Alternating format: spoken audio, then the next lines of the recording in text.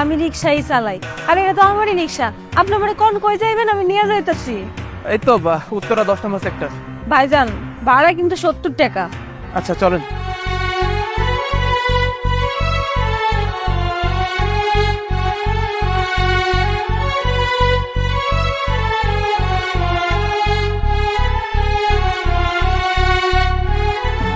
আপু ডানে রাখেন।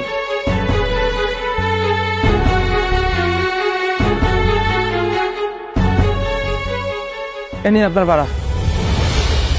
ভাইজান আপনি ওরা 50 টাকা দিয়েছেন কেন? আমার ভাড়া তো 70 টাকা হয়, আর 20 টাকা দেন। আরে আপনার কি মাথা খারাপ হয়ে গেছে নাকি? এখান থেকে এই পর্যন্ত আসতে 70 টাকা ভাড়া লাগে। আমি প্রত্যেকটা দিন আমার বাসা থেকে অফিসে আসি মাত্র 50 টাকা দিয়ে। সেই তুলনায় আমি আপনাকে 50 টাকাই দিয়েছি। আপনি এক্সট্রা ভাড়া বেশি কেন চাচ্ছেন আমার কাছে? না না ভাইজান, এই জায়গায় 50 টাকা ভাড়া না, এই জায়গায় 70 টাকা ভাড়া। আপনার যদি আমার কথা বিশ্বাস না হয়, আর 4-5টা রিক্সা ডাইন ডাই তার কাছে জিজ্ঞেস করেন, সবাই এই অবধি 70 টাকাই ভাড়া নেয়। আমি আপনার কাছে বেশি ভাড়া চাইনি, আপনি আমার ন্যায্য ভাড়াটা দিয়ে তারপরে যান। আমি প্রত্যেকটা দিন যাওয়া আসা করি, ঠিক আছে? আর এগুলো না তোমাদের রিক্সাওয়ালাদের সিন্ডিকেট, ঠিক আছে? তোমার যেটা ন্যায্য ভাড়া, সেই ন্যায্য ভাড়াটাই আমি তোমাকে দিয়েছি। ওখান থেকে এই পর্যন্ত আসতে মাত্র 50 টাকা ভাড়া লাগে, সেই 50 টাকায় আমি তোমাকে দিয়েছি। এর থেকে বেশি আর একটা টাকাও আমি তোমাকে দেবো না। ভাইজান দেখেন, আমি আপনার কাছে বেশি ভাড়া চাই নাই। আমরাও রিক্সা চালাই, আমরাও জানি যে কোন অবধি কত ভাড়া। আপনার কাছে তো 20 টাকাই চাইছি। আর যখন আপনি রিক্সায় উঠলেন, তখন তো আমি কইলাম আপনারা যে 70 টাকা ভাড়া।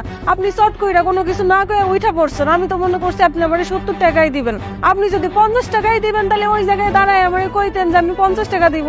তারপরে আমার যদি আসার মন চাইতো আইতাম, আসার মন না চাইলে আমি আইতাম না। কিন্তু আপনি চট করে রিক্সায় চড়া বইসা নাই মা আমার 50 টাকা ধরাই দিয়ে চলে যাইতেছেন।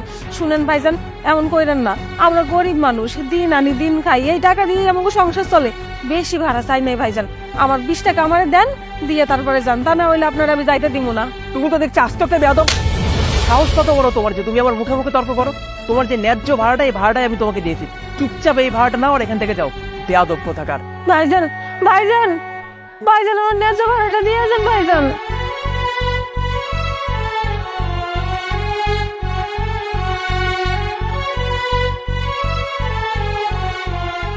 হায় আল্লাহ, এই ভাইজানে তো মনে হয় আর মানি ব্যাগ ফালাই রেখে চলে গেছে।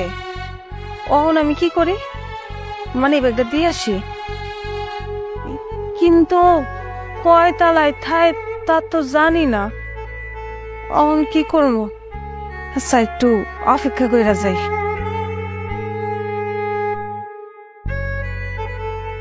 হাল্লা গো, 2 ঘন্টার বেশি হয়ে গেছে।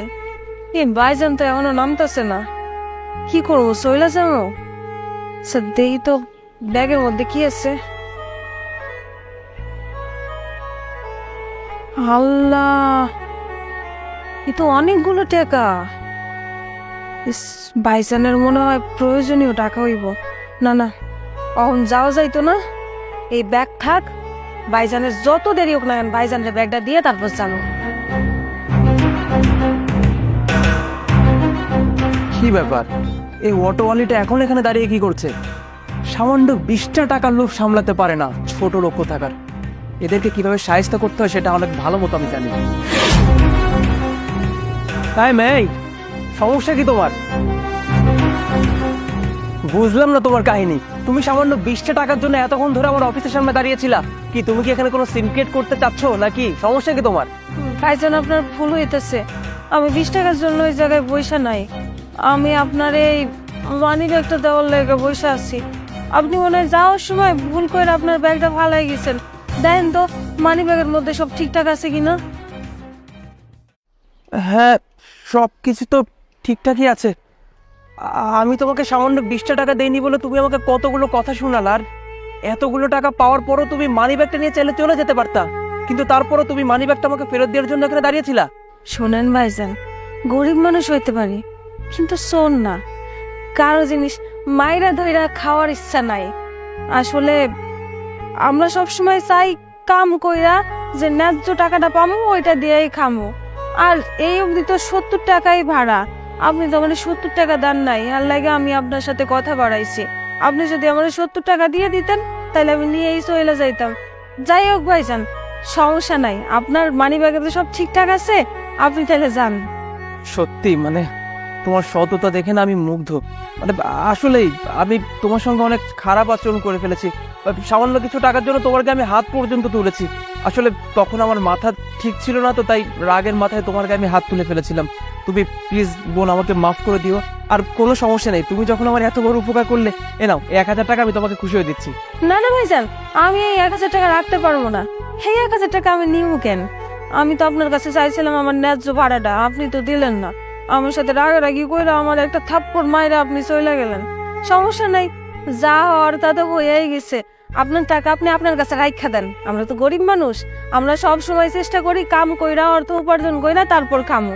যাই হোক, আপনি যদি আমার ন্যায্য ভাড়া 20 টাকা দিতেন, আমি এতেই খুশি হয়ে যাইতাম।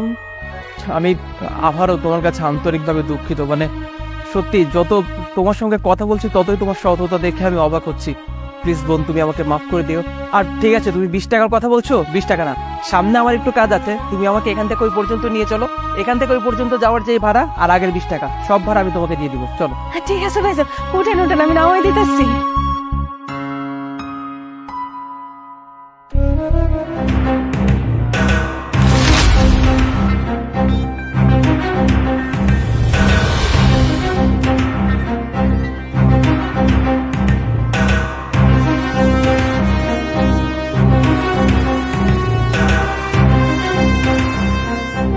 আর এই হেডফোনটার আবার কি হলো? হ্যাঁ, কোন বেয়াদব হেডফোনটা কাটলো? ধ্যাৎ।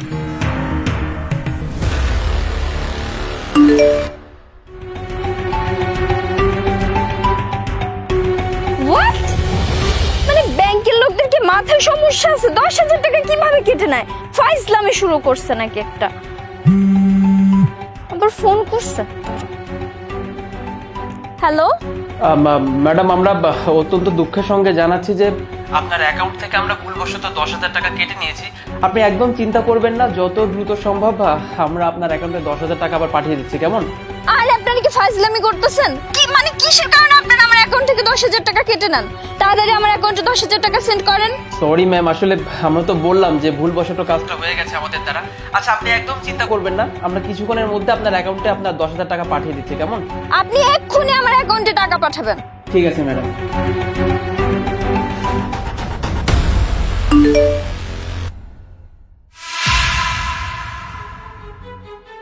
এই ব্যাংকের লোকদের কি মাথা খারাপ হইছে? 10,000 টাকা পাঠানোর কথা 1,00,000 টাকা পাঠিয়ে দিছে। হোয়াট এভার, আমার তো ভালোই হইছে। হ্যালো, আপনাকে আবারও ডিস্টার্ব করার জন্য আমরা আন্তরিকভাবে দুঃখিত ম্যাডাম। কিন্তু ম্যাডাম, অনেক বড় একটা সমস্যা হয়ে গেছে। মানে আমরা আপনার অ্যাকাউন্টে 10,000 টাকার জায়গায় ভুল করে 1,00,000 টাকা পাঠিয়ে দিয়েছি। তো আপনি কি প্লিজ কাইন্ডলি আপনার 10,000 টাকা রেখে বাকি 90,000 টাকা আমাদেরকে পাঠিয়ে দিবেন প্লিজ। 1,00,000 টাকা পাঠাইছেন, আপনাদের ভুল হয়েছে। আমি কেন পাঠাবো? আমি এই টাকা পাঠাবো না। ম্যাডাম দেখেন, এইভাবে কথা বলবেন না, অনেকগুলো টাকার ব্যাপার। আপনি যদি টাকাগুলো না পাঠান ম্যাডাম, তাহলে আমাদের চাকরি চলে যাবে ম্যাডাম। প্লিজ একটু দয়া করুন। শুনুন, আমি একটা কথা না বারবার বলতে পছন্দ করি না। আর আমি তো আপনাদেরকে বললাম আমি কোনো টাকা পাঠাতে পারবো না। আপনারা ভুল করছেন, এবার আপনারাই বুঝুন আপনারা কি করবেন। আমার তো এটা দেখার বিষয় না। ম্যাডাম দেখেন, এইভাবে বলবেন না প্লিজ ম্যাডাম, আমি আপনার কাছে হাত জোর করে অনুরোধ করছি। আপনার 10,000 টাকা তো আমি আপনাকে দিয়ে দিয়েছি, তাই না? এখন আমার দ্বারা যেহেতু একটা ভুল হয়ে গেছে, ম্যাডাম প্লিজ আপনি আমার 90,000 টাকা আমাকে আবার অ্যাকাউন্টে পাঠিয়ে দিন। আচ্ছা শোনেন, আপনারা যেহেতু আমাকে এত রিকোয়েস্ট করতেছেন, আমি আপনাদেরকে টাকা পাঠাতে পারি, কিন্তু আমার একটা কন্ডিশন আছে। শর্ত? কি শর্ত? কন্ডিশনটা হচ্ছে আপনি আমাকে যে টাকাটা পাঠিয়েছেন এটার 50-50 ভাগ হবে। আই মিন না, আপনি 45,000 রাখবেন, আমি 45,000 রাখবো। যদি আমার শর্তে আপনি রাজি হন তাহলে আমি আপনাকে টাকা সেন্ড করে দিচ্ছি, আর না হলে আপনি কি বুঝবেন এটা আপনার ব্যাপার। 50-50? এইটা কেমন কথা ম্যাডাম? আপনি আমাকে যদি 90,000 টাকা 50% মানে 45,000 টাকা পাঠান, আর বাকি 45,000 টাকা, এটা কেমন কথা হয়ে গেল না ম্যাডাম? শুনুন, আপনাকে একবার একটা কথা আমি বলেছি না, আর আপনি যদি বেশি কথা বলেন না, এই টাকাটাও আপনাকে আমি দিব না। এখন আপনি বলেন কি করবেন। আচ্ছা ঠিক আছে ম্যাডাম, এখন ভুল যেহেতু আমাদের আর কি করা যাবে। আপনি তাহলে ওই 45,000 টাকাই পাঠান, আমি আপনাকে অ্যাকাউন্ট পাঠিয়ে দিচ্ছি। ঠিক আছে, আপনার অ্যাকাউন্ট নাম্বারটা আমাকে পাঠিয়ে দেন, আমি আপনাকে 45,000 টাকা সেন্ড করে দিচ্ছি। ওকে। আজকে তো আমার কপালটা এত ভালো, আল্লাহ কি লাখ, আজকে সকালে কার মুখ দেখে উঠছি, এতগুলো টাকা লাভ হইলো আমার। এখন কাজ শুধু অ্যাকাউন্ট নাম্বারটা পাঠানোর। অ্যাকাউন্ট নাম্বার তো পাঠিয়ে দিলাম, দেখি কি বলে। ওয়েট করি। নীলা দোস্ত, একটা গুড নিউজ আছে। কি হয়েছে? কিসের গুড নিউজ? সবসময় শুনছিস কি কাস্টমারদেরকে ব্যাংকালারা চুনা দেয়, ফর দ্য ফার্স্ট টাইম যে আমি কোনো ব্যাংকালাকে চুনা দিছি, তাও 1-2 টাকা না, পুরো 45,000 টাকা দোস্ত। মানে চুনা দিছিস মানে? খুলে বলতো ঘটনাটা কি? আচ্ছা শোন তাহলে, আজকে সকালে ব্যাংকালা করছে কি আমার থেকে 10,000 টাকা কেটে নিচ্ছে, মানে আমার ব্যাংক অ্যাকাউন্ট থেকে। পরে আমাকে ফোন করছে, তো আমি বললাম এক্ষুনি আমার 10,000 টাকা পাঠিয়ে দেন। ওরা 10,000 টাকা পাঠানোর বদলে ভুল করে দোস্ত 1 লাখ টাকা পাঠাই দিছে।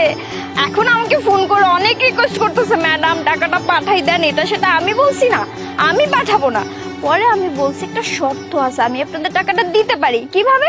50-50 শেয়ার হবে, মানে 1 লাখ টাকা থেকে 10,000 টাকা যদি কেটে যায় তাহলে তো 90,000 হইলো, 45 ওর 45 আমার। এরকম কি ব্যাংক বাংলাদেশে আছে? আমার তো মনে হয় না। প্রথমে ভুল করে 10,000 টাকা কেটে নিয়েছে, আবার নাকি ভুল করে 1 লক্ষ টাকা তোর অ্যাকাউন্টে পাঠিয়ে দিয়েছে। এইটা আবার কোন ধরনের ব্যাংক? শোন, আমার না সন্দেহ লাগতেছে, তুই একটু চেক করে দেখ তো তোর ব্যাংক অ্যাকাউন্টে টাকা ঠিক আছে কিনা। আরে অ্যাকাউন্ট পরে দেখবো, এটাই হইছে আর এটাই সত্যি, তুই আমার কথা বিশ্বাস কর। আচ্ছা, আগে তোর অ্যাকাউন্টে কত টাকা ছিল আমাকে বলতো? আগে ছিল 1.5 লাখ, আর এখন হচ্ছে অ্যাড হইলো 45,000, তাহলে এই তো অলমোস্ট 2 লাখের মতো হয়ে গেছে। আমি বুঝতে পেরেছি, তুই আগে তোর অ্যাকাউন্টটা চেক করতো, তারপর আমি তোর কথা বিশ্বাস করবো, তার আগে নয়। তুই বিশ্বাস করতেছিস না? আচ্ছা দেখাচ্ছি। আমার টাকা কোথায়? আমার অ্যাকাউন্টে টাকা কই? আল্লাহ রে দোস্ত, আমি তো স্ক্যামে পড়ে গেছি রে। আমি তো প্রথমেই সন্দেহ করেছিলাম, আমি তোর কথা শুনেই বুঝতে পেরেছিলাম যে এরকম কিছু একটা ঘটনা ঘটেছে। এবার বোঝ ঠেলা।